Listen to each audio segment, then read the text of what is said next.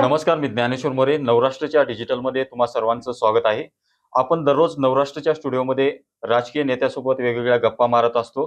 त्यांची मते जाणून घेत असतो. आपल्यासोबत आज मनमोकळ्या गप्पा मारण्यासाठी आहेत फायर ब्रँड नेते वसंत तात्या मोरे. तात्या, तुमचं नवराष्ट्रामध्ये खूप खूप स्वागत आहे. तर आपल्यासोबत नवराष्ट्राचे संपादक दीपक मनोज सर देखील आहेत. सर, तुमचंही स्वागत. तर आपण चर्चेला सुरुवात करूया.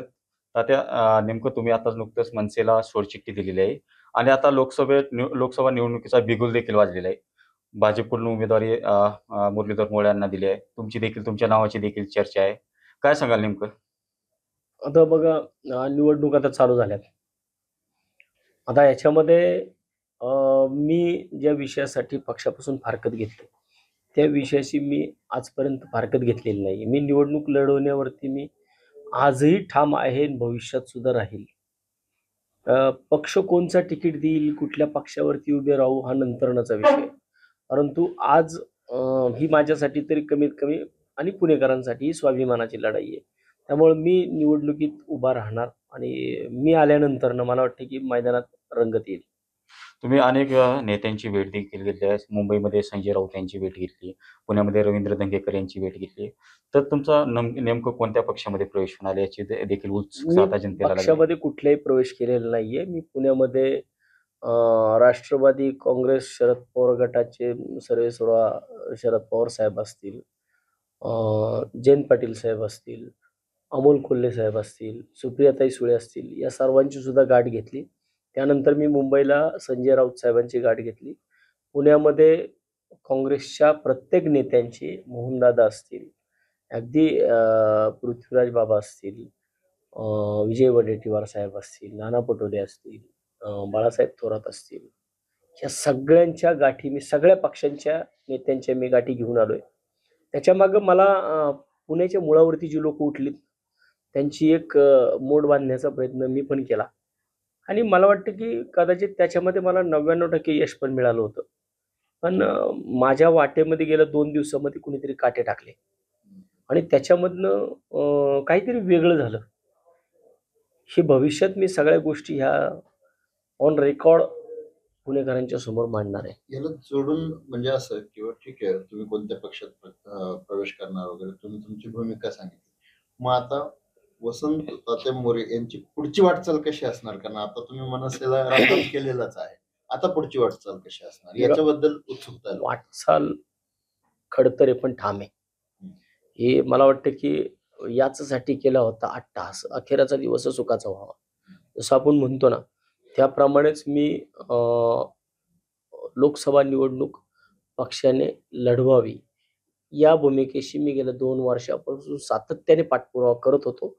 हे उभ्या पुण्याने नव्हे तर उभ्या महाराष्ट्राने पाहिलेलं आहे. त्यामुळे मला वाटतं की मी त्या विषयाशी ठाम आहे आणि मला वाटतं की मला खासदार होताना कुणा पक्षाचा नाही झालं तरी चालेल, मी पुणेकरांचा खासदार होईल.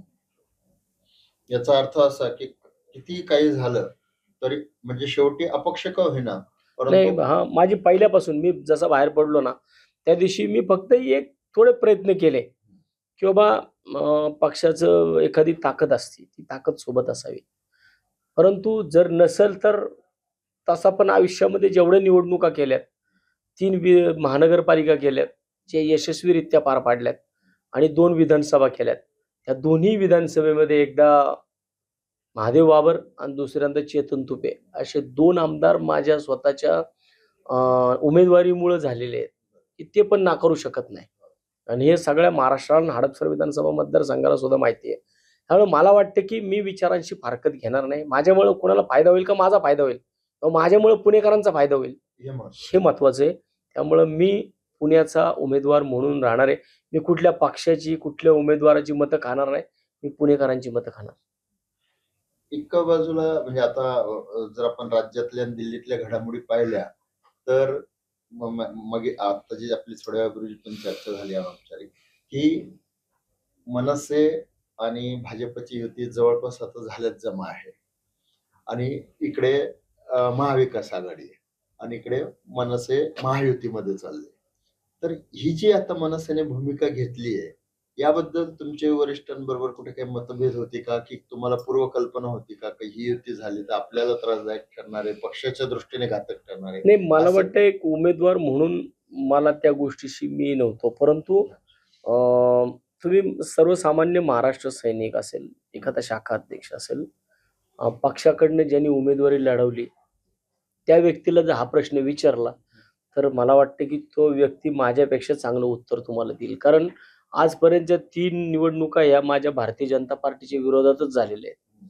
आणि त्याच्यामधल्या त्या 4 निवडणुका माझ्या त्यांच्या विरोधात झाल्या. 4 मधल्या 3 मी यशस्वी केल्यात. आणि एका ठिकाणी एका आमदाराला घरी बसवण्याचं काम सुद्धा मीच केलेलं आहे. त्यामुळे मला वाटतं की मी कधीही माझ्या विचारांशी तडजोड केलेली नाहीये आणि ह्या निवडणुकीमध्ये पण नाही करणार मी. या निवडणुकीमध्ये मी माझी भूमिका जी पुणेकरांच्या फायद्याची आहे. पुणेकरांच्या मुळावरती कोण उठलंय? पुण्यातल्या आरक्षण कोण गिळतंय? पुण्यातले टेंडर्स मोठे-मोठे कोण फ्लोट करतंय? कुणाच्या अट्टहासामुळे प्रशासकीय लेव्हलच्या अधिकाऱ्यांनी आरक्षणं उठवली? कुठल्या फायली आता सीएमओ ऑफिसला पेंडिंग आहेत? या सगळ्या गोष्टींचा मी धांडोळा घेतलेला आहे आणि तो येणाऱ्या लोकसभेमध्ये मी तो पुणेकरांच्या समोर मांडेल. मग पुणेकरांना कळेल की एक व्यक्तीने घेतलेली भूमिका महत्वाची आहे का पक्षाने घेतलेल्या भूमिका महत्वाच्या आहेत त्या. तुम्ही सांगितलं की बा हे मी सगळं हातात घेतलेलं आहे आणि आता जनतेच्या समोर जाईल की कोण आरक्षण उठवतोय. पुण्याच्या विकासाचं आरक्षण उठवणं म्हणजेच अप्रत्यक्षरित्या पुणेकरांना जे आपण विकासावरती सुविधा देणार होतो तर त्या तुम्ही नाकारताय. तर याच अनुषंगाने पुण्याच्या दृष्टीने तुमचा स्वतःचा आता ब्ल्यू प्रिंट काय आहे? माझी ब्लूप्रिंट ही पुण्याच्या विकासाची आहे. मला कात्रज पॅटर्न पुण्यामध्ये राबवायचं आहे. की ज्या कात्रजमध्ये मी जेव्हा 2007 साली नगरसेवक झालो, मला वाटतं की माझ्या विजयाचे साक्षीदार तुम्ही आहात. मला वाटतं मी 2002 ते 2007 या कालावधीमध्ये ज्या 5 वर्षामध्ये मी संघर्ष केला, तो लोकसत्ताच्या माध्यमातून तुम्ही अनेकदा तो मांडलेला आहे जनतेसमोर. आणि मला वाटतं की मला तो एक महत्वाचा विषय तुमच्या वेळेस आठवतो, त्या कात्रज तलावाच्या बाजूचा रस्ता, की जो नगरसेवकाने ओढा गिळंकृत करून त्या ठिकाणी रस्ता टाकला होता. तो मी त्या टायमाला थांबवला. त्याच्या विरोधात मी कोर्टात गेलो. तुम्ही त्याची मोठी बातमी लावली होती. आणि त्याच्यानंतर मी ज्या वेळेस 2007ला त्या ठिकाणी नगरसेवक झालो, तर त्या टायमाला मी तो ओढा पण तसाच ठेवून रस्ता सुद्धा केला, पर्यायी रस्ता सुद्धा तिथे केला. म्हणजे वसंत मोरेने आजपर्यंत विचारांची फारकत कधी घेतलेली नाही आणि घेणार पण नाही. मग ज्या गोष्टी चुकीच्या आहेत त्या गोष्टी चुकीच्या आहेत, ते मी आतापर्यंत मांडत आलोय. आणि भविष्यात सुद्धा पुणे शहराचा जर आपण विचार केला तर आज ह्या पुणे शहरामध्ये मी 15 वर्ष सभागृहामध्ये आहे. तुम्ही सुद्धा महानगरपालिका जवळनं पाहिलेली आहे. आणि त्यावेळेस आपण पाहिलं की दरवर्षी उन्हाळ्यामध्ये आपल्याला पाण्यासाठी आंदोलन करावं लागतं. दररोज पुणेकरांना ट्रॅफिकच्या समस्येमध्ये सामोरे जावं लागतं. मी हाच विषय ज्या टायमाला 2012ला मी या पुणे शहरामध्ये विरोधी पक्ष नेता होतो, त्या टायमाला सन्माननीय अजितदादा पवार उपमुख्यमंत्री होते, या पुणे जिल्ह्याचे पालकमंत्री होते. त्यांच्यासमोर मी आपलं जे भवन आहे आपलं पुण्यातलं, तिथं मी एक प्रस्ताव दिला होता की पुणे शहराच्या मध्यवर्ती भागामध्ये स्वारगेटचं एसटी स्टँड आहे, हे एसटी स्टँड पुणे शहराच्या चारही दिशेला हलवलं पाहिजे. चारही दिशेला. आज जवळजवळ त्या टायमाला साधारण 2.5 ते 2500 साधारण 2,500 एसटी या पुणे शहराच्या मध्यवर्ती भागामध्ये येतात आज सुद्धा येतात. आणि त्या पुण्याच्या चारही दिशेने येतात. स्वारगेटकडे येताना कात्रजवरून येतात, टिळक रोडनी येतात, पलीकडच्या बाजूनी तुम्ही शंकरशेठ रोडनी येतात. एवढ्या भागातनं सगळ्या इथून विश्रांतवाडीकडनं येतात आणि सगळ्या स्वारगेटच्या मध्यवर्ती भागात येतात. जर पुणे शहराच्या चारही दिशेला ही 4 एसटी स्टँड झाले तर ही जी 2,500-3 हजार एसटींची जी आवक पुणे शहरामध्ये होती, एक तर त्याच्यामधून फ्युएल आपण वाचवू शकतो, शिवाय पुणेकरांचा वेळ वाचवू शकतो. एक एसटी म्हणजे 3 4 व्हीलर होतात. 2,500 जर गाड्या ह्या पुणे शहराच्या मध्यवर्ती भागात येत असतील आणि ह्या जर पुणे शहराच्या चारही दिशेला गेल्या तर त्या शहराच्या मध्यवर्ती भागात येणार नाही. मग कशाला तुम्हाला ग्रेड सेपरेटर लागतील? कशाला तुम्हाला फ्लायओव्हर लागतील? एवढ्या वर्षापासून पुणे शहराचा रिंग रोड नुसता आम्ही कागदावरतीच ऐकतोय. रिंग रोडच्या आखणार, मला वाटतं त्याच्यामध्ये आतापर्यंत ह्याच्या खऱ्या चौकशी झाल्या पाहिजेत. रिंग रोड सारखा का बदलला जातोय? तो घडीत म्हणतात गोगलवाडीपासून होणार, आता म्हणतात कात्रज घाटातनं होणार, आता असा करत करत तो पार मांगडेवाडीपर्यंत आणला. म्हणजे कुणाकुणाच्या जागा वाचवण्यासाठी या शहरामध्ये जर अशी चुकीच्या पद्धतीने फ्लायओव्हर्स कट होणार असतील, रिंग रोड कट होणार असतील, तर मग या शहराचा विकास कसा होणार? त्याच्यासाठी या पुणे शहराला एक नियोजन असलेला द्रष्टा नेत्याची गरज आहे, द्रष्टा खासदाराची गरज आहे. आणि मला वाटतं की मी त्या पद्धतीने काम केलेलं आहे. पुणे शहराचा पाणी पुरवठा आपण पाहिला, दरवेळेस त्या पाणी पुरवठ्याच्या संदर्भामध्ये अडचणी निर्माण होतात. नेमकी कात्रज बद्दलच ओरड असायची काय? गुन्हेगारीच्या बाबतीमध्ये जर आपण पाहिलं तर आज पुणे शहरामध्ये भयानक गुन्हेगारी चालू आहे. कोयता गँगचा तिकडे कर झालाय. तुम्हाला अंमली पदार्थ चौका चौकात गल्ली बोळात आता पानठेपरीवरती मिळायचे राहिले, कदाचित ते सुद्धा मिळत असतील. ह्याच्याकडे कोण लक्ष घालणार? त्याकरता या पुणे शहराला कुठल्या पक्षाची पार्टी नाही, त्या चांगल्या लोकप्रतिनिधीची गरज. तात्या, आता नुकतंच भाजपने उमेदवारी जाहीर केली आहे. मुरलीधर मोहोळ यांना भाजपकडून उमेदवारी मिळाली आहे. तसं आता तुम्ही जर निवडणूक लढवायचं ठरवलं तर मुरली अण्णा विरुद्ध वसंत तात्या असं लढत चुरशीची होईल? लढवायचं ठरवलं नाही, मी लढवलेलंच आहे. मी निवडणूक ठरवलेलीच आहे. मी निवडणूक करणारच आहे कोणत्याही परिस्थितीमध्ये. आता मी स्वतंत्र आहे. मला कुठलाही पक्ष माझ्यावरती कारवाई करू शकत नाही. त्यामुळे माझ्यावरती कुठली निर्बंध नाहीयेत. त्यामुळे मी निवडणूक लढवणार. मग ती आता वसंत मोरे विरुद्ध मुरलीधर मोहोळ होती का वसंत मोरे विरुद्ध रवी दंगेकर होती ही माहित नाही. त्यामुळे मी तर माझ्या जागेवरती स्टिक आहे. फक्त समोरचा पैलवान कोण येणार त्याच्यावरती डिपेंड आहे. नेमकं तुम्ही निवडणूक लढवताना कोणते मुद्दे जनतेसमोर ठेवून प्रचार सभा घेणार आहेत, प्रचार करणार आहेत? मला कोणत्याही परिस्थितीमध्ये बघा, पुण्याची निवडणूक ही पुण्यातच ठेवायची आहे. ना की ती मला दिल्लीपर्यंत न्यायची आहे, ना की ती मला 370 वर न्यायची आहे, ना की ती मला अयोध्येमध्ये न्यायची आहे. कारण माझ्या शहराचे प्रश्न वेगळे आहेत. माझ्या शहराचे मूलभूत गरजा काय आहेत? आज सुद्धा तुम्ही मेट्रो केली तरी सुद्धा पुण्याचे रस्ते जाम आहेत. मला आज सुद्धा पुण्यामध्ये पाणी लोकांना मिळत नाहीये. आज सुद्धा तुम्ही 24/7 योजना पुण्यामध्ये वेगळं नाव लावून आणली तरी सुद्धा ती गेल्या 10-15 वर्षापासून पूर्ण होत नाहीये. म्हणजे ह्या जे महत्वाचे विषय आहेत, आज सुद्धा पुणे महानगरपालिकेच्या ज्या शाळा आहेत, या शाळा आज सुद्धा खाजगीकरण चाललंय. आज माझ्या इथं या, मी ज्या भागामध्ये 15 वर्ष नेतृत्व करतो त्या भागाची शाळा मी पुणे शहरातली 1 नंबरची शाळा करून दाखवली. आज जे सीएम साहेबांनी जे स्पर्धा घेतली होती सुंदर शाळेची, 1 नंबरचं पारितोषिक माझ्या शाळेला मिळालंय. ज्या भागामध्ये मी नगरसेवक म्हणून काम करतो, मी देशातला पहिला नगरसेवक आहे ज्यांनी कचऱ्यामध्ये ISO घेतलेला आहे. मी पुणे महानगरपालिकेतला पहिला नगरसेवक आहे ज्यांनी एका वर्षात 29 लाख रुपये उत्पन्न पर्यटनाच्या माध्यमातून, फुलराणीच्या माध्यमातून महानगरपालिकेला प्राप्त करून दिलेलं आहे. म्हणजे खऱ्या अर्थानं महाराष्ट्र नवनिर्माण सेनेचे अध्यक्ष राजसाहेब ठाकरे यांनी जी ब्लूप्रिंट महाराष्ट्राला दाखवली होती, ती ब्लूप्रिंट सत्यात उतरवण्याचं काम मी माझ्या प्रभागामध्ये केले आणि तोच मला कात्रजचा पॅटर्न पुणे शहरात राबवायचा आहे. वेगळं काय त्याच्यामध्ये? माझ्या जो तुम्ही अभ्यासिका येऊन पाहिल्या, लायब्ररी माझ्या 2 अभ्यासिका आहेत, माझ्या 2 OPD आहेत. म्हणजे आज पुणे शहराचा आरोग्य विभागाचा प्रश्न इतका ऐरणीवरती आहे. परंतु माझ्याकडे जर सर तुम्ही आलात ना, माझ्या 2 OPD तुम्ही पाहिल्या, रोज 2 OPD मध्ये 200 पेशंट असतात. अवघ्या 5 रुपयात मी त्यांचे औषध उपचार करतो. माझ्या 2 लायब्ररी आहेत. ह्या लायब्ररी अभ्यासिकांमध्ये रोज 200 400 पोरं UPSC MPSC ची बसलेली असतात आणि त्याच्यातली माझी एक लायब्ररी ही देशातली, तिला 1 नंबरचा पुरस्कार मिळाला सुंदर लायब्ररी म्हणून, जी माझ्या प्रभागामध्ये आहे. तर आता तुम्ही मनसेला राजीनामा दिला, त्यानंतर पुण्याच्या राजकारणात एकच खळबळ उडाली. मात्र मनसेमधून तुम्हाला इतके वर्ष काम केल्यानंतर अशी राजीनामा देण्याची वेळ का आली?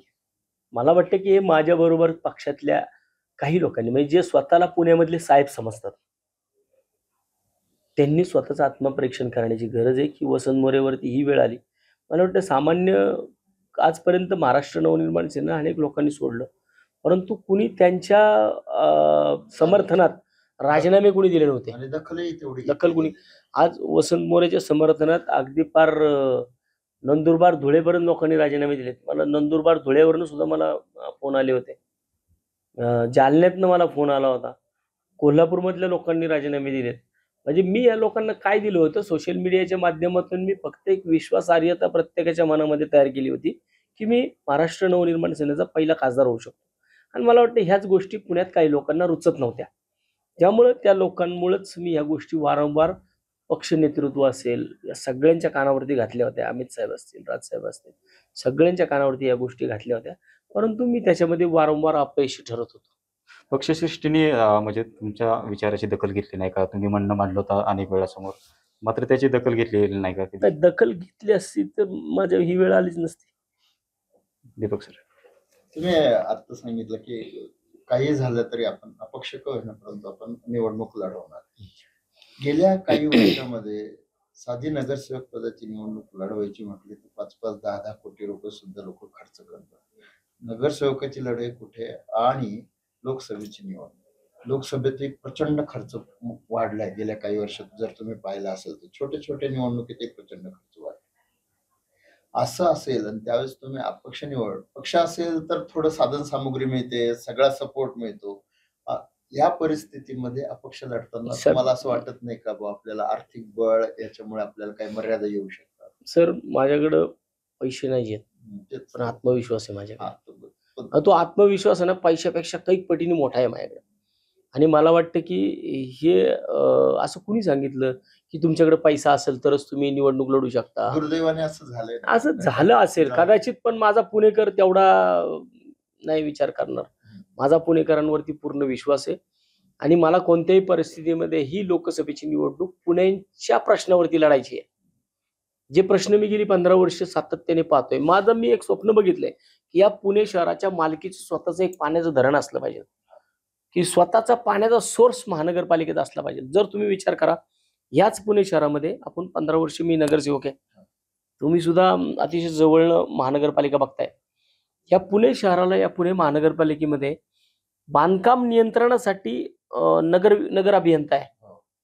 मग याच पुण्यासाठी माझा या प्रशासनाला एक प्रश्न आहे की याच पुण्यामध्ये जर बांधकाम नियंत्रणासाठी नगर अभियंता असू शकतो, तर मग पाणी पुरवठ्यासाठी वॉटर इंजिनियर का नाहीये? ट्रॅफिकची सगळी वाट व्यवस्थित करण्यासाठी ट्रॅफिक इंजिनियर का नाहीये? मग ह्या सगळ्या गोष्टी, कचऱ्याचं निर्मूलन करण्यासाठी एखादा घन कचऱ्यामधला एक्सपर्ट का नाही आपल्याकडं? आपल्यात काय होतं महानगरपालिकेमध्ये, रस्त्यातला काढा घन कचऱ्यात टाका, पाण्यातला काढा रस्त्यावर टाका, रस्त्यातला घ्या पाण्यात टाका. आणि तो माणूस तिकडं जाऊन तो पूर्णपणे तो एक्सपर्ट नसतो तिकडचा, त्याला तिथं सेटल व्हायलाच 1 वर्ष लागतो. 1-1.5 तोपर्यंत त्यांनी वर्ष. वाट लावून टाकलेली असते सगळी. तोपर्यंत पुढची पद्धती ठरलेली त्यामुळे असते. पुढची त्याचे 3 वर्षाचा कालावधी त्याचा पूर्ण होतो, तो सगळं तिथं जाऊन सेटल होसपर्यंत. मग मला वाटतं की जगाच्या पाठीवरती पुणे महानगरपालिका ही अशी महानगरपालिका जी ए ग्रेडची महानगरपालिका आहे, A++ आपल्याकडे आहे, 10,000 कोटीची महानगरपालिका आहे. मग ह्या महानगरपालिकेमध्ये असे एक्सपर्ट्स का नेमले जात नाही? असे एक्सपर्ट नसते तर आमच्या हडपसरचा पूल चुकला नसता. चुकलं नसतं. नोबेल मला वाटतं सर, पुण्यामध्ये हा रेकॉर्ड ब्रेक म्हणावं लागेल की असं शहर आहे, मेट्रो सिटी म्हणून पाहिलं जातं, आणि या शहरातल्या फ्लायओव्हरवरती सिग्नल आहे.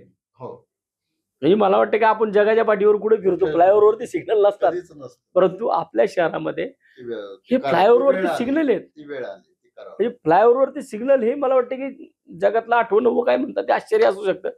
मग फ्लायओव्हर कशा करता करायचं? फ्लायओव्हरवरती जर तुम्हाला सिग्नल करायचं, याचा अर्थ काय होतो की तुमच्याकडे एक्सपर्ट नाहीये. मग तुम्ही एक्सपर्ट का नेमू शकत नाही?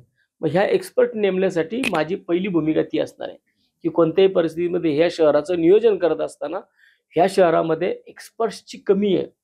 आज आपण लाखो करोडो रुपये आपण कन्सल्टंटला देतो, कोट्यवधी रुपये रेकॉर्ड कन्सल्टंटला झालंय, पर्सेंटेज रेकॉर्ड मध्ये देतो. कशा करता? आज मी ज्या भागामध्ये काम करतो, राजीव गांधी उद्यान त्या ठिकाणी आहे. आज हे राजीव गांधी उद्यान जे आहे ना, हे नॅशनल पार्क आहे आपलं. बिलकुल. आणि त्याच्यामध्ये जर तुम्ही पाहिलं तर त्याच्यामध्ये मागच्या या चालू पंचवार्षिकमध्ये ते माझ्या प्रभागात होतं पूर्णपणे. तर त्या ठिकाणी एक कन्सल्टंट नेमलेला आहे सगळ्या कामावरती. तिथं वार्षिक 9 ते 10 कोटी रुपयाचं बजेट असतं, आणि या सगळ्या बजेटवरती एक कन्सल्टंट नेमलाय जो मुंबईत बसतो. म्हणजे हा महाभाग असा होता की इकडे मला वाटतं मी कुणाल खेमनार साहेबांचं मनापासून अभिनंदन करेन की कुणाल खेमनार साहेब कालच्याला गेले, विकास ढाकणे साहेब सुद्धा गेले. म्हणजे ज्या लोकांची खऱ्या अर्थाने या मेट्रो सिटीला गरज आहे, अरे तुम्ही अशा लोकांना ज्यांनी खरं विकासाची स्वप्न आहेत. अहो, हे विकास ढाकणे साहेब जर या शहरामध्ये नसते तर आमचा कोंडाव रोड आता बऱ्यापैकी पूर्ण आला. ते कुणाल खेमनार साहेब जर त्या आमच्या गार्डनला होते, तिथे येऊन बघा, त्यांच्या साह्यामुळे मी बरीच काही कामं करू शकलो. अशाच लोकांना तुम्ही बाजूला करताय आणि तुमच्या राजकीय हेतूने प्रेरित असणाऱ्या लोकांना तुम्ही आणून बसवताय. कसं तुमच्या शहराचा विकास होणार? ज्या राजीव गांधी उद्यानला वसंत मोरे आता 17ला नगरसेवक झाला, तिथं 5 कोटी रुपये तिथली अर्निंग होती. मी आता झाल्यानंतर 7.5 कोटीवरती गेली ती. म्हणजे तुम्हाला पुणे हे पर्यटनाचं माहेरघर आहे, शांततेचं प्रतीक आहे, कुठेच दिसत नाही. पुण्यामध्ये कितीतरी स्मारक आहेत, कितीतरी लोकांची पुण्यामध्ये जे काही आपले पुणे शहरामध्ये ऐतिहासिक स्मारक आहेत, लहुजी वस्ताद साळवेंचं स्मारक आहे, अण्णाभाऊ साठेंचं आहे, डॉक्टर बाबासाहेब आंबेडकरांचं आहे, छत्रपती शिवाजी महाराजांचं आहे, महात्मा नानासाहेब गांधींचं आहे. पेशवेंचं आहे, महात्मा गांधींचं आहे, डॉक्टर अब्दुल कलाम आझादांचं आहे. ह्या सगळ्या लोकांची स्मारकं जो पुण्यामध्ये आहेत, ह्या स्मारकाकडे फक्त तुम्ही नुसतं पुणे दर्शन मधनच बघणार का? धावती भेट. ह्या बरोबर. स्मारकांकडे तुम्ही नाही असं बसमध्ये बसतात, Yes, ma'am. हे लाल महाल, हा शनिवार वाडा, ही पर्वती, Yes. हेच करणार का? मी मागे सुद्धा एक प्रकल्प दिला होता की कात्रजच्या राजीव गांधी उद्यानामध्ये खालचा तलाव ते वरचा तलाव हा 134 एकर जागा आहे. ह्या तलावात जर तुम्ही केबल कार केली, रोपवे केला, हा हा कारण ही जागा अख्खी 134 एकर पुणे महानगरपालिकेच्या मालकीची आहे. मालकीची. कात्रजचा खालचा तलाव वरचा तलाव हा जो तुम्ही रोपवेच्या माध्यमातून जोडला, हे खूप मोठ्या प्रमाणात अर्निंग पुणे पर्यटन. महानगरपालिकेला मिळू शकतं. आणि पर्यटनाच्या माध्यमातून वरचा तलाव खालचा तलाव जो जोडला, तर पुण्यात आज आल्यानंतर लोक काय ते आमच्या राजीव गांधी उद्यानामध्ये बघत होते, तीच ती हरणं, तेच ते वाघ, मरगळलेली ते सगळी गोष्टी आज जाऊन बघा. आज त्या ठिकाणी अनेक प्रकारच्या मी मांजरी आणल्यात, बरं. 12 प्रकारच्या मांजरी त्या ठिकाणी आहेत. आज महाराष्ट्रातलं पहिले शेकडो प्रजनन केंद्र मी त्या ठिकाणी केलंय. म्हणजे आज अनेक विषयांमध्ये मी राजीव गांधी उद्यान एक्सपर्ट केलंय. ह्या जे राजीव गांधी उद्यानाकडे पाहायचं म्हणलं ना, तर तिथं आज फार डेव्हलपमेंट केल्यात. आणि मला वाटतं ह्या सगळ्या डेव्हलपमेंट आपण पुणे शहरामध्ये करू शकतो. पुणे शहरामध्ये अर्निंगच्या माध्यमातून वेगळे काही विषय पाहिले पाहिजेत. आज पुणे शहराकडे आपण कोणत्या अर्निंग काय आहे पुणे शहरात? बांधकाम, टॅक्स, हे सोडलं तर काय? Property tax. हे प्रॉपर्टी टॅक्सला कधीतरी तुम्ही थांबणार आहे ना, बरं. बांधकाम तुमची कधीतरी थांबणार आहेत ना. पण पर्यटनामध्ये आज जगाच्या पाठीवरती आपण फिरतो त्यावेळेस पाहतो की जगाच्या पाठीवरती असे अनेक देश आहेत की जे देश निव्वळ पर्यटनावरती चालतात. मग तुमचा पुणे का पर्यटनावरती चालू शकत नाही? चांगली आहे. पण पुण्यामध्ये पर्यटन अतिशय चांगल्या प्रकारे, मी ज्यावेळेस जापानला गेलो होतो पुण्यातून, तर आपण तिकडं जो मॉर्निंग वॉक होता तो आम्ही इथं चालू केला होता. पण आपल्याला तसलं नकोय, त्या गोष्टी नको आहेत आपल्याला. ते जे बाहेर देशामध्ये गेल्यानंतर ना, ते अरे पुण्याच्या आसपास किती ऐतिहासिक गोष्टी आहेत, बरोबर. ह्या ज्याकडे कुठेही पाहिलं जात नाही. मला नेमकं हे पाहायचंय. असा बदल घडवण्यासाठी तुमच्या मनातील पुणे बनवण्यासाठी जनतेने तुम्हाला संधी जनता तुम्हाला संधी दिली असं वाटतं का? 100% देईन, का नाही देणार? मी माहितीये, मी फक्त लाईट, रस्ते, पाणी, ड्रेनेज ह्या विषयावरती काम करत नाही. मी आज लोकांना कोरोना कालावधीसारखं एक भयानक संकट पुणे शहरावरती आलं होतं. 56 पहिल्या जर आपण वेव्स पाहिली तर पहिल्या वेव्सला पुण्यामध्ये 56चा डेथ रेट होता. म्हणजे महानगरपालिकेची अक्षरशः आरोग्य यंत्रणेचे धिंडवडे निघाले की पहिल्याला सर आपले 56 डेथ रेट होता, तो कमी होणं गरजेचं होतं. तर सेकंड वेव्हला तो 76 झाला. म्हणजे याचा अर्थ पुणे महानगरपालिकेचं अपयश होता. महानगरपालिका, वसंत मोरे हा एकमेव नगरसेवक असा होता की ज्यांनी महानगरपालिकेच्या आरोग्य व्यवस्थेला समांतर व्यवस्था स्थापन केली. महानगरपालिकेच्या लोकांना कळायचं नाही कुठल्या हॉस्पिटलमध्ये बेड शिल्लक आहे, पण माझी जी यंत्रणा होती त्यांना कळायचं आता कुठल्या हॉस्पिटलमध्ये बेड आहे, क्वारंटीन सेंटरमध्ये कुठल्या हॉस्पिटलमध्ये कुठल्या क्वारंटीन सेंटरला आता रूम रिकामे आहेत, हे माझ्या यंत्रणेला कळायचे. कुठं आता ॲम्ब्युलन्स मोकळे आहेत, कुठल्या स्मशानभूमीमध्ये प्रेत जाळण्यासाठी जागा आहे, हे माझ्या यंत्रणेला कळायचं. त्यामुळे मला वाटतं की मी ह्या सगळ्या विषयांमध्ये शहरातली सत्तेला एक समांतर व्यवस्था स्थापन करण्याचे मी प्रयत्न केले होते आणि त्याच्यात मी बऱ्यापैकी यशस्वी झालो.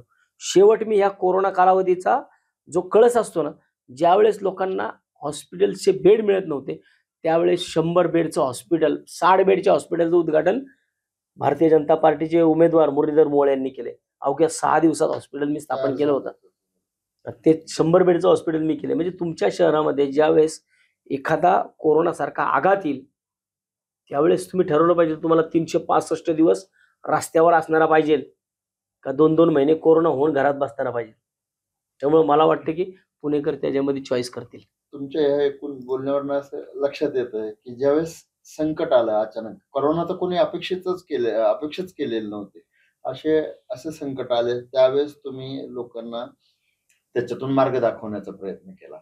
आता म्हणजे थोडासा माझा प्रश्न वेगळा आहे की सोशल मीडियामध्ये भारतीय जनता पक्ष फार पुढे आहे, त्या तुलनेत इतर सर्व पक्ष मागे नाही, पुण्यामध्ये मी त्यांच्या पुढे आहे. ऐका ना, तेच सांगतोय, पुढे तेच विचारतोय तुम्हाला. त्या तुलनेमध्ये भाजपच्या तुलनेमध्ये इतर सर्व पक्ष मागे होते. अशा परिस्थितीमध्ये तुम्ही तेव्हा मनसेत होता, तुम्ही खूप मोठा पल्ला गाठला. आणि आता ते उघडकीस पण यायला लागलंय की वसंत तात्या सोशल मीडियामध्ये इतकं पुढे आहे, हे सुद्धा एक द्वेषाचं कारण झालं, किंबहुना बाहेर पडायला तुम्हाला ते एक कारण झालं. तर एक तर माझा पहिला प्रश्न असा आहे की ते खरं आहे का? ते तुम्ही अर्ध उत्तर दिलेलं आहे. आणि दुसरं असं की सोशल मीडिया करता तुमच्यातला हा जो काय तुम्ही इतके सोशल मीडियावर इतके लोकप्रिय झाला, तर याची सुरुवात कुठून झाली आणि कसं कसं डेव्हलप झालं? बघा, कसं कसं मी 2012 साली माझ्या आयुष्यातली पहिली फेसबुक पोस्ट केली. 2012 2012ला ती पण कुठे केली? अमेरिकेत केली. हो. आणि मला त्या टायमाला मला ती फेसबुक पोस्ट टाकली कुणी? नगरसेवक किशोर शिंदेनी. अच्छा. उमेदवार होते. मी 2012ला आम्ही एक पुण्यातलं डेलिगेशन बर्कली लॅबला गेलो होतो अमेरिकेमध्ये. आणि त्याच्यामध्ये मी सुद्धा होतो. मी पुण्याचा विरोधी पक्षनेता होतो. त्यामुळे मी त्या ठिकाणी आम्ही बर्कली लॅबचं एक आपली सिस्टर कर्सन आहे ती त्याच्यामध्ये ती सिटी. त्याच्यामुळं आम्हाला त्या बर्कली लॅबमध्ये आमचं प्रेझेंटेशन होतं. त्याकरता आम्ही तिथे गेलो होतो. नंतर ना आम्ही स्वतःच्या पैशात ना ती संपूर्ण ट्रिप ही स्वतःच्या पैशातून झाली होती. हो. फक्त महापौराचं पेमेंट महानगरपालिकेने केलं होतं. बाकी सगळं पेमेंट आम्ही आमचं स्वतः केलं होतं. त्या टायमाला जेव्हा आम्ही सगळं आमचं उरकलं 2-3 दिवसाचा जो प्रोग्राम होता, त्याच्यानंतर आम्ही बऱ्याच ठिकाणी गेलो आणि मला वाटतं की आम्ही याच्यामध्ये होतो काय म्हणतात त्याला, नायगरा फॉलला. नाही नायगरा फॉलला आमची नाईट झाली. सकाळी आम्ही नाश्त्याकरता एका हॉटेलमध्ये गेलो आणि जस्ट आम्ही हॉटेलमध्ये बसलो तर आम्हाला बाहेर असं कापसासारखं आयुष्यातला पहिला बर्फ तिथं पडला माझ्या अंगावर. आम्ही हॉटेलमध्ये आतमध्ये बसलो होतो, सगळ्या ग्लास होत्या आणि अचानक माझं बाहेर लक्ष गेलं. सुभाष जगताप पण होते, डॉक्टर सिद्धार्थ देंडे होते, वैशाली बनकर होत्या महापौर, सुनील बनकर होते, चेतन तुपे होते, दीपक भाऊ मानकर होते. एवढे सगळे आम्ही लोक होतो आणि त्या दरम्यान किशोर भाऊ होता. आणि असं माझं एकदम बाहेर लक्ष गेलं काचेतनं. मी म्हणलं, अरे हे काय पडतंय, कसला कापूस पडतोय? तर ते म्हणले, अरे स्नोफॉल चालू झाला. आणि आम्ही त्या टायमाला त्या स्नोफॉलमध्ये मी आयुष्यात पहिल्यांदा स्नोफॉलला मी बाहेर पडलो न्यूयॉर्कमध्ये. आणि तिथं त्या नायगरा फॉल्सच्या बाजूला एक मोठं मैदान होतं आणि तिथं किशोर भाऊनी तिथं लाईव्ह चालू केला 2012ला. त्याकडे मोठा टॅब होता, त्या टॅबवरती त्यांनी लाईव्ह चालू केला.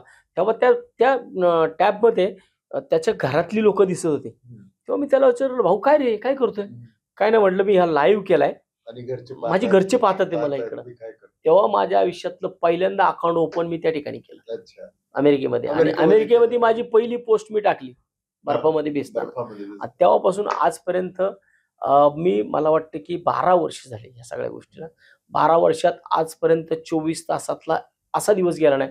मी दर 24 तासांनी वेगळा कंटेंट काहीतरी तयार करतो आणि 12 वर्षामध्ये एक दिवस सुद्धा, सिंगल दिवस सुद्धा मी माझी पोस्ट कमर्शियल केलेली नाही. स्वतःच माझं सगळं शब्दांकन हे स्वतःच असतं.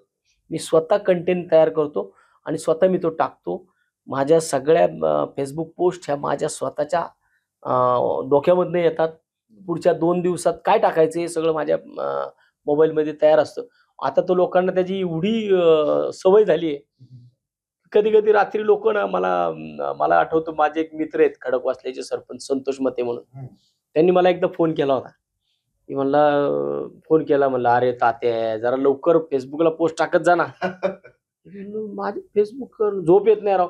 म्हणलो, अरे माझ्या फेसबुक पोस्टचा तुझा झोपण्याचा विषय काय?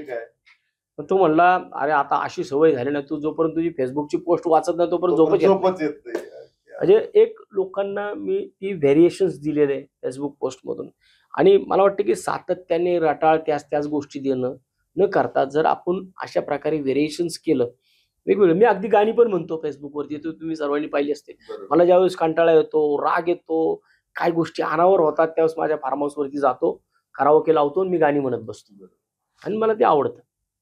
नाही तर माझ्याकडे खूप मोठी डॉग्स, कुत्री आहेत माझ्याकडे, त्या कुत्र्यांमध्ये मी आपलं खेळत बसतो. मग आता नाही, हाच विषय महत्वाचा, एक मुद्दा महत्वाचा राहिला. आपण अनौपचारिक बोलत होते तर आता फेसबुक तुम्हाला पे करायला लागलं असं तुम्ही सांगितलं. मी महाराष्ट्रातला कारण की आम्हाला हे माहितीये की नितीन गडकरी सांगतात, मी माझ्या भाषणांवर आता मला युट्यूब पे करायला लागलंय, पण तात्यांना सुद्धा सोशल मीडिया कंपनी पे करायला लागली. महाराष्ट्रामध्ये पहिला लोकप्रतिनिधी आहे की मला सोशल मीडियाच्या माध्यमातून फेसबुक मला पेमेंट करतं. आणि मला वाटतं गेल्या 6-8 महिन्यामध्ये आतापर्यंत मला 2-2.5 लाख रुपयाचं पेमेंट माझ्या अकाउंटवरती जमा झालं. पण हात लावलेला नाही मी त्याला अजूनपर्यंत. मी त्याच्याबद्दल काहीतरी एखादं चांगलं काम करणार आहे की जे मी आजपर्यंत करत आलोय. म्हणजे मला सोशल मीडिया माझं सगळं माझ्या फेसबुक अकाउंट आज मला जवळजवळ 500-6Kच्या आसपास माझ्याकडं माझ्या पेजला फॉलोअर्स आहेत. फॉलोअर्स. मला स्वतःला वैयक्तिक 1.25 लाखाच्या पुढं माझ्या अकाउंटवरती फॉलोअर्स आहेत. बरोबर. माझ्या इन्स्टाला 1.25 लाख 1.5 लाखाच्या पुढे फॉलोअर्स आहेत. त्यामुळे टोटल सगळे माझे 7.5-8 लाख फॉलोअर्स आहेत माझ्याकडे. कारण ही माहिती बऱ्याच जणांना अजून नव्हती की फेसबुक तुम्हाला पेमेंट करायला लागलं. गेल्या 8 महिन्यापासून 6-8 महिन्यापासून करायला लागलं. म्हणून फेसबुक मला पेमेंट करतो म्हणून मी कुठलेही लाईव्ह करत नाही. मला जे लाईव्ह वाटतात तेच लाईव्ह मी करतो. नाहीतर आज काय होतं काहीतरी किरकोळ मला पेमेंट येते म्हणून चला जाहिरात येते. मला हे माहित नव्हतं सर. एक दिवशी मागं 6-8 महिन्यापूर्वी माझ्या त्या अकाउंटच्या खाली कायम जाहिराती यायच्या. मला कळेल ना की ही जाहिरात काय येते मला सारखी. मी बघायला लागलो की जाहिरात यायची, बघायला लागलो की जाहिरात यायची. मग मला एक जण म्हटलं, आमच्या इथे एक आमचा राजेश तळेकर म्हणून एक्सपर्ट आहे आमच्याकडे, एक माझा मित्रच आहे. तो मला बोलला की अरे तात्या अहो तुमच्या अकाउंटवरती हे चालू झालं असेल, तुम्हाला पेमेंट. म्हणजे कसलं पेमेंट? काय म्हणलं तुमच्याकडे आता जाहिराती चालू झाल्यात तुमच्या अकाउंटला. माझ्या अकाउंटला जाहिराती कसल्या? मग आम्ही आमचं अकाउंट फिलअप केलं. ते आमचं अकाउंट आम्ही काढलं आणि तेव्हा पाहिलं तर माझ्यावरती त्या टायमाला माझ्या अकाउंटवरती त्याच टायमाला $150-200 जमा झालेले होते. आता आपण शेवटच्या प्रश्नाकडे येऊया.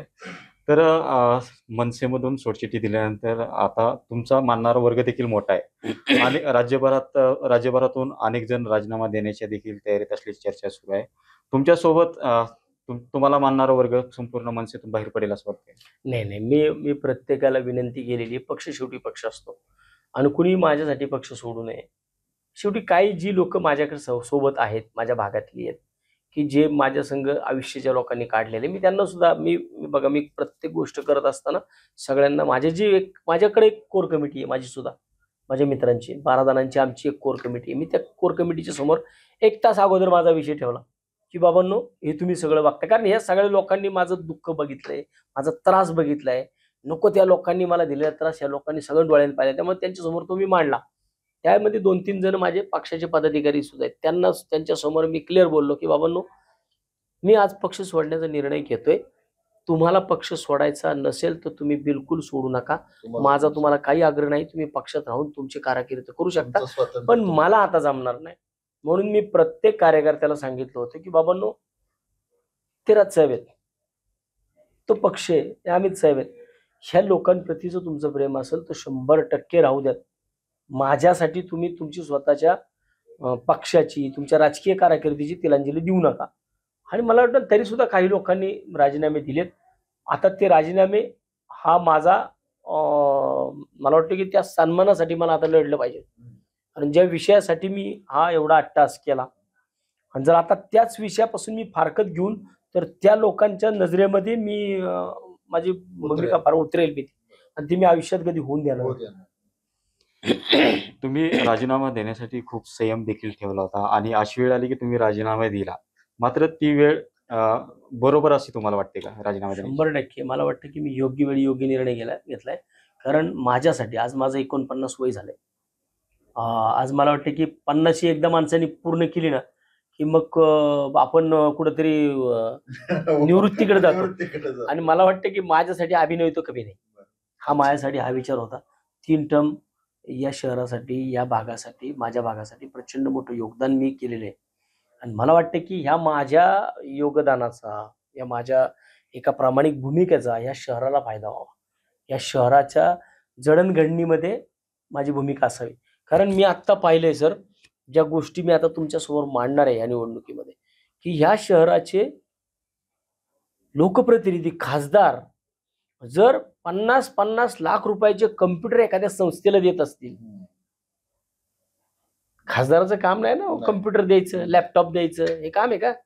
2 लाख आणि 5 लाखाचे कॉन्क्रिटीकरणाचे गल्लीबोळ करायचे, हे खासदाराची कामं आहेत का? मग खासदारांनी जर गल्लीबोळ कॉन्क्रिटीकरण केली, नगरसेवकांनी काय करायचं?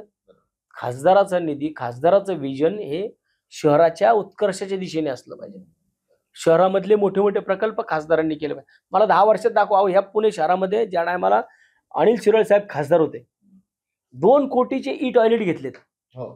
ते मी प्रकरण बाहेर काढलं होतं. आजही त्या 2 कोटीच्या ई टॉयलेट भंगारमध्ये गेले.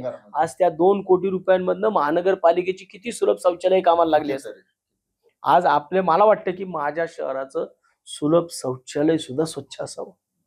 आज आपल्या महानगरपालिकेच्या सुलभ शौचालयात जायचं म्हणजे नरक यातना भोगायची. एखाद्याला जर काही शिक्षा द्यायची असेल ना सर, पुणे शहरामध्ये बघा, एखादा माणूस जर वाईट वागत असेल, त्याला त्रास द्यायचा असेल, त्याला काहीतरी शिक्षा करायची असेल, त्याला ना महानगरपालिकेच्या सुलभ शौचालयात नेऊन डांबून ठेवायचं. ह्याच्यापेक्षा गॅस मोठी शिक्षा चेंबरच ना, गॅस हा चेंबर. ह्याच्यापेक्षा मोठी शिक्षा या पुणे शहरामध्ये कोणची नाहीये. आणि हे दुर्दैव आहे आपलं की आरोग्याच्या दृष्टिकोनातून ह्या विषयावरती आपल्याकडे काम होत नाही. आपल्याकडे एवढ्या मोठे मोठे दवाखाने आहेत, महानगरपालिकेच्या मालकीच्या जागा आहेत, आणि या महानगरपालिकेच्या मालकीच्या जागा ह्या खाजगी अड्डे झालेत. मला हे सगळे खाजगी अड्डे बाहेर काढायचे, बरोबर. आणि ह्यासाठी महानगरपालिकेच्या चांगल्या विषयांसाठी हे काम केलं पाहिजे. महानगरपालिकेच्या शाळा स्वच्छ असल्या पाहिजेत, सुंदर असल्या पाहिजेत, त्यांचं खाजगीकरण कोणत्याही परिस्थितीत नाही झालं पाहिजे. या दिशेने मी माझं काम करेल. ज्ञानेश्वर, एकच फक्त तो शेवटचा प्रश्न म्हटला, पण पुणेकरांना एका बाबतीत उत्सुकता आहे की तात्यांनी पक्ष सोडल्यानंतर ते पवारांपासून, आता त्यांनी उल्लेख केलाच, पवारांपासून बऱ्याच म्हणजे बऱ्याच वेगवेगळ्या पक्षांच्या नेत्यांना भेटले.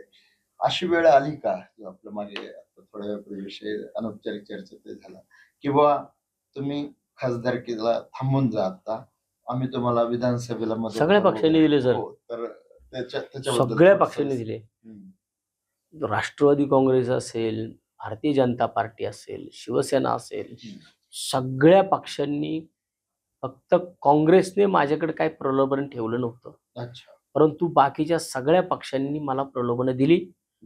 आत्ता लोकसभेला थांबा, विधानसभेला आम्ही तुमचा 100% विचार करू. मी त्या प्रत्येक व्यक्तीला एकच सांगितलं, सोन्यासारखा माणूस आणि सोन्यासारखा पक्ष मी ज्या विचारासाठी सोडला त्या विचारापासून मी फारकत घेतली, तर त्यांच्या दृष्टिकोनातून मी काहीतरी चुकीचं ठरेल, त्यामुळं मी संधी साधू होईल, त्यामुळे मी माझ्या विचारांशी फारकत घेऊ शकत नाही. मी लोकसभा लढण्यावरती ठाम आहे आणि मी लोकसभा लढणार. त्यामुळं मला पुण्याची लोकसभा लढायची आहे, मला कुठलीही विधानसभा. मी जर ह्याच्यामध्ये न्यूसन्स क्रिएट केला तर माझी बार्गेनिंग पॉवर काय आहे ती प्रत्येकाला कळेल. खूप खूप धन्यवाद तात्या, आमच्याशी मनमोकळ्या गप्पा मारल्या त्याबद्दल. तर आमचे असे नवनवीन व्हिडिओ पाहण्यासाठी नवराष्ट्र YouTube चॅनल सबस्क्राईब करा आणि फेसबुक पेज लाईक करायला विसरू नका. नमस्कार.